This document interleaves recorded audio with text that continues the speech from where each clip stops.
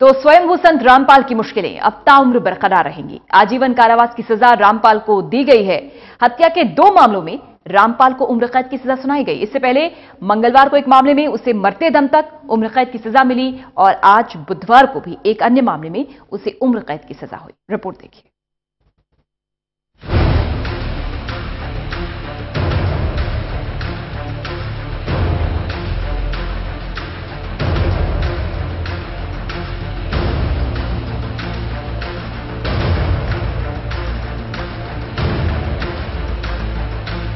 एक बाबा जो लोगों को ज्ञान बांटता था, जो लोगों की समस्याओं को सुलझाने में मदद करता था, आज खुद ही फूट फूट कर रोने को मजबूर हो गया है। जी हाँ, रामपाल अब अपनी आखिरी सांस तक जेल में बिताएगा। बात करें अगर रामपाल की, तो हत्या के 2 मामलों में रामपाल को उम्र कैद की सजा सुनाई गई है। पहले मंगलवार को एक मामले में उसे मरते दम तक उम्र कैद की सजा मिली और आज बुधवार को भी एक अन्य मामले में उसे उम्र कैद की सजा हुई। जानकारी के मुताबिक जज ने जैसे ही सजा का ऐलान किया तो रामपाल फूट फूट कर रोने लगा और घुटनों के बल बैठ गया। रोते हुए रामपाल जज से बोला, आप तो कबीर भक्त हैं, कुछ तो रहम कर देते। लेकिन जज ने इस पर कुछ जवाब नहीं दिया और उठकर चल दिए। गौरतलब है कि सुनवाई के लिए जेल परिसर में ही विशेष अदालत लगाई गई थी, जहां जज ने सजा का ऐलान किया। इससे पहले 5 लोगों की हत्या के मामले में भी रामपाल को आजीवन कारावास की सजा सुनाई जा चुकी है। जेल पहुंचते ही रामपाल को अब नई पहचान मिल गई है। अब वो कैदी नंबर 1005 के नाम से जाना जाएगा। सूत्रों के मुताबिक रामपाल ने कैदी नंबर 1008 की मांग की थी, लेकिन उसे 1005 नंबर मिला। जेल प्रशासन ने रामपाल को काम भी सौंप दिया है। बताया जाता है कि उसको जेल के पर्यावरण को सुधारने के लिए फूल पौधे उगाने और उनकी देखभाल करने की जिम्मेदारी दी जाएगी। इसके साथ जेल में बंद कैदियों के लिए वो सब्जियां भी उगाएगा। हिसार की विशेष अदालत ने मंगलवार को रामपाल सहित कुल 15 लोगों को उम्र कैद की सजा सुनाई थी। रामपाल को 4 महिलाओं और एक बच्चे की हत्या के आरोप में दोषी पाया गया था। बीते 11 अक्टूबर को ही उसे दोषी करार दिया गया था। आजीवन कारावास के अलावा रामपाल पर 1 लाख रुपए का जुर्माना भी लगाया गया है।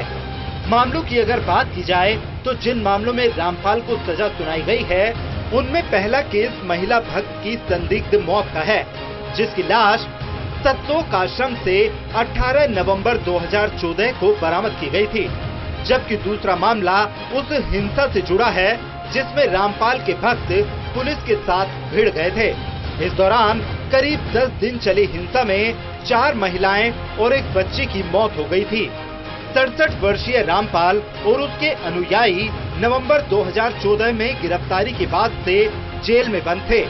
रामपाल और उसके अनुयायियों के खिलाफ बरवाला पुलिस थाने में 19 नवंबर 2014 को 2 मामले दर्ज किए गए थे।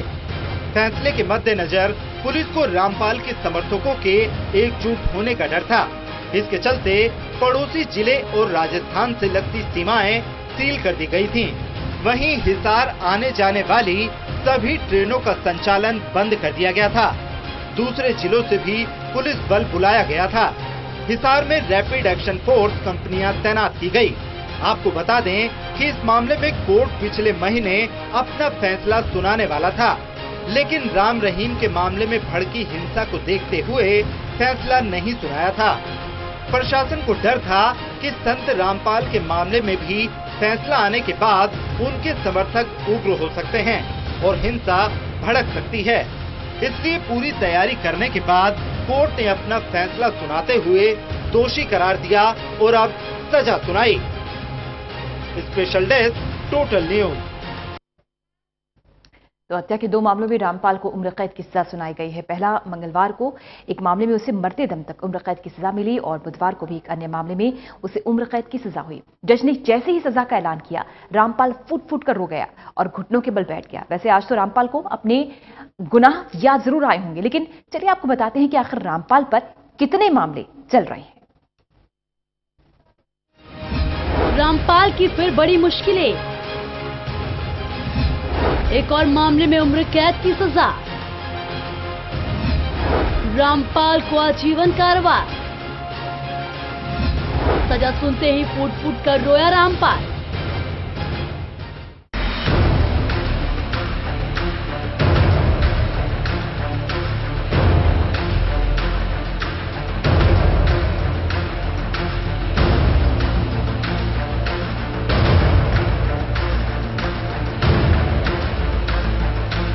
हिसार में 2014 में रामपाल से जुड़े बरवाला के सतलोक आश्रम में हत्या के केस नंबर 430 के मामले में स्वयंभू बाबा रामपाल को हिसार कोर्ट ने उम्र कैद की सजा सुनाई। तो एक बच्चे की मौत के मामले में केस नंबर 429 में हिसार कोर्ट ने ही रामपाल और सभी 15 आरोपियों को उम्र कैद की सजा सुनाई। आजीवन कारावास के अलावा रामपाल पर 1 लाख रुपए का जुर्माना भी लगाया गया। ये तो 2 मामले हैं जिन पर सजा सुनाई गई, लेकिन आखिर रामपाल पर कितने मामले हैं, चलिए ये भी आपको बताते हैं। रामपाल पर कुल 6 मामले चल रहे हैं, जिनमें से 2 मामले में उनको बरी कर दिया गया, जबकि बंधक बनाने, देशद्रोह और अवैध तरीके से सामग्री जमा करने का मामला उन पर चल रहा है। दरअसल 2006 के एक हत्या के मामले में 2008 में रामपाल को जमानत मिली थी, लेकिन उसके बाद से एक बार भी अदालत में पेश नहीं हुए। लेकिन कोर्ट के आदेश के बाद और रामपाल समर्थकों के प्रतिरोध के बावजूद नवंबर 2014 में पुलिस ने उन्हें गिरफ्तार कर लिया था और रामपाल तब से जेल में है। अगस्त 2014 में हिसार जिला अदालत में उनके समर्थकों ने काफी हुड़दंग मचाया, जिसके बाद पंजाब और हरियाणा हाई कोर्ट ने संज्ञान लेते हुए अदालत में पेश होने को कहा था और पूछा था कि उनकी जमानत क्यों न रद्द कर दी जाए। दरअसल 2006 में स्वामी दयानंद पर संत रामपाल ने एक बयान दिया था, जिसके बाद रामपाल और आर्य समाज के समर्थकों के बीच सतलोक आश्रम के बाहर हिंसक झड़प हुई, जिसमें एक महिला की मृत्यु हुई थी। झड़प के बाद पुलिस ने रामपाल को हत्या के मामले में हिरासत में ले लिया था। 22 महीने बाद जेल में रहने के बाद वह 30 अप्रैल 2008 को रामपाल रिहा हुआ, जिसके बाद रामपाल का आश्रम भी सरकार ने जब्त कर लिया था। सुप्रीम कोर्ट ने 2013 में रामपाल की जब्त की गई जमीन को उन्हें लौटाने के लिए हरियाणा सरकार को निर्देश दिया, जिसमें 1 महीने बाद ही आश्रम के बाहर कुछ झड़प हुई, जिसमें 2 लोग मारे गए। कोर्ट ने रामपाल को कोर्ट में पेश होने के आदेश दिए, जिसमें कोर्ट ने रामपाल के पेश नहीं होने पर प्रशासन को इस मामले में झाड़ भी लगाए, जिस पर उनके खिलाफ गैर जमानती वारंट जारी किया गया और पुलिस को उन्हें कोर्ट में हाजिर करने के लिए कहा गया। तो वहीं खुद को गिरफ्तारी से बचाने के लिए रामपाल ने 2014 में खुद को आश्रम में ही कैद कर लिया था। पैनी पहरेदारी के लिए समर्थकों की फौज तैनात कर दी गई, जिनके हाथों में पत्थर, पेट्रोल बम और दूसरे हथियार थे। आपको बता दें कि रामपाल पर कत्ल की साजिश में शामिल होने जैसे गंभीर आरोप थे।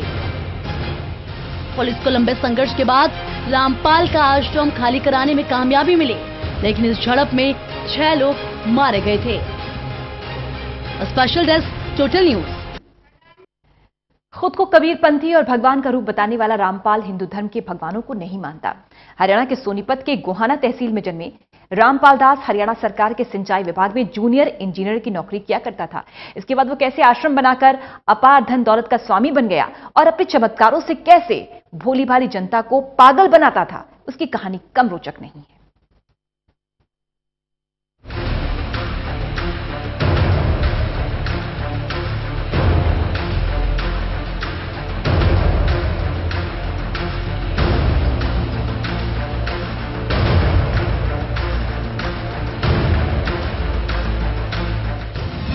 कौन है संत रामपाल? रामपाल का जन्म सोनीपत के गोहाना तहसील के धनाना गांव में हुआ था।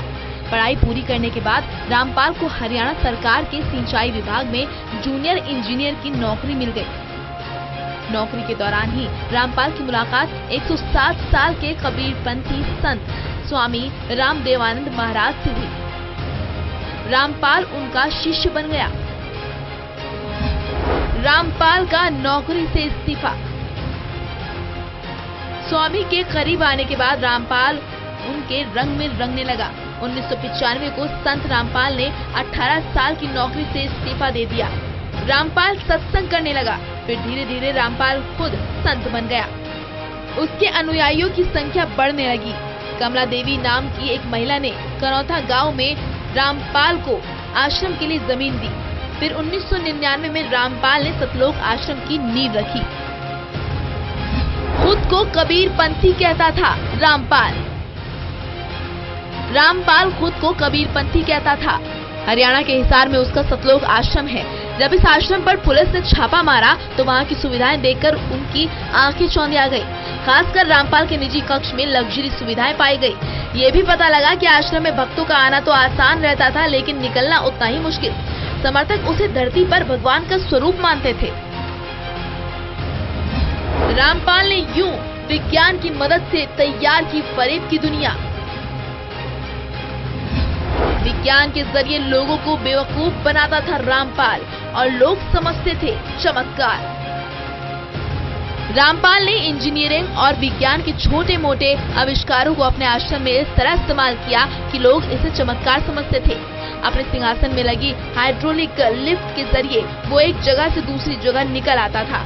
लोग समझ नहीं पाते थे, उन्हें लगता था कि बाबा तो अलौकिक काम करते हैं। वो लोगों के लिए अवतार समझा जाने लगा। भक्तों की भीड़ बढ़ती गई। रोहतक के करौथा में जब रामपाल ने आश्रम बनाया तो उसका फरेब का धंधा खूब फलने फूलने लगा। ये आश्रम दरअसल रामपाल का मायालोक था। इसी आश्रम में उसने विज्ञान के आविष्कारों से फरेब का आभा मंडल तैयार किया। इस मायालोक में एक सिंहासन था जहाँ से वो अपने भक्तों को दर्शन दिया करता था।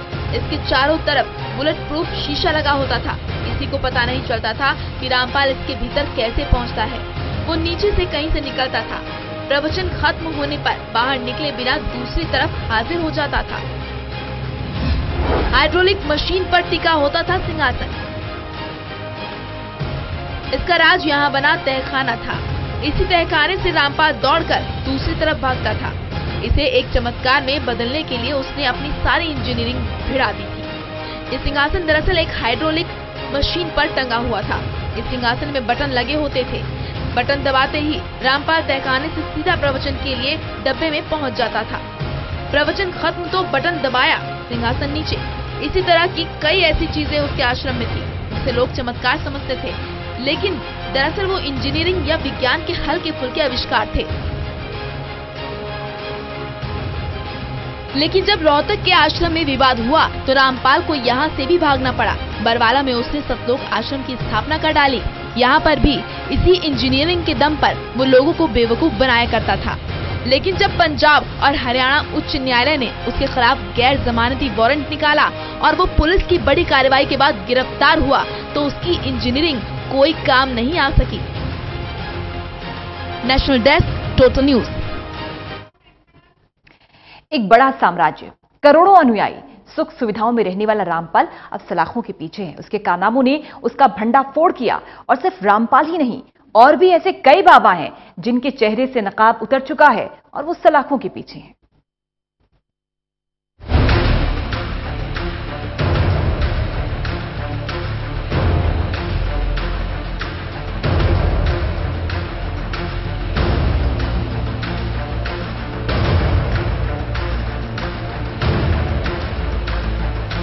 भारत में अगर आप एक बाबा को ढूंढने निकलेंगे तो न जाने आपको कितने बाबा मिलेंगे जो अपनी दैवीय शक्तियों का हवाला देकर चमत्कार दिखाने का दावा करते हैं। इन बाबाओं के भक्त उन्हें भगवान का दर्जा देते हैं, लेकिन इन बाबाओं को देखिए अपने भक्तों के विश्वास और उनकी आस्था को किस तरह से शर्मसार कर देते हैं। बाबागिरी की आड़ में ये बाबा रेप, मर्डर और धोखाधड़ी जैसे कई संगीन अपराधों को अंजाम देते हैं। लेकिन कहते हैं ना कि हर किसी को अपने किए फल का एक न एक दिन भुगतान करना पड़ता है। बाबाओं के काले कारनामे, काम वासना और फर्जीवाड़े का खेल अब सलाखों के पीछे। ऐसे न जाने कितने फर्जी धर्मगुरु निकले जिन्होंने सालों तक न सिर्फ अपने भक्तों को ठगा बल्कि अपनी काम वासना और फर्जीवाड़े के खेल के चलते अब वो सलाखों के पीछे पहुंच चुके हैं। बाबा गुरमीत राम रहीम को अपनी 2 शिष्याओं के साथ 18 साल पहले दुष्कर्म करने और आपराधिक धमकी देने मामले में 20 साल की सजा हो गई है। इसके साथ उन पर 30 लाख रुपए का जुर्माना भी लगाया गया। आपको बता दें कि डेरा प्रमुख को दोनों मामलों में 10-10 साल की जेल हुई थी। जिसे बारी बारी से उसे भुगतना होगा। इससे पहले भी उस पर कई तरह के आरोप लग चुके थे। नित्यानंद स्वामी। नित्यानंद स्वामी दक्षिण भारत के मशहूर धर्मगुरु हैं, जो अपने कई आश्रम भी चलाते हैं। साल 2010 में उनकी कथित सेक्स सीडी सामने आई और उन पर आरोप लगा कि वीडियो में वो एक एक्ट्रेस के साथ शारीरिक संबंध बना रही हैं।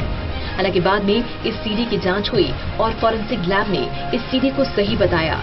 उन्हें अपनी काम वासना के चलते जेल की सलाखों के पीछे जाना पड़ा, लेकिन कुछ दिन बाद उन्हें जमानत मिल गई।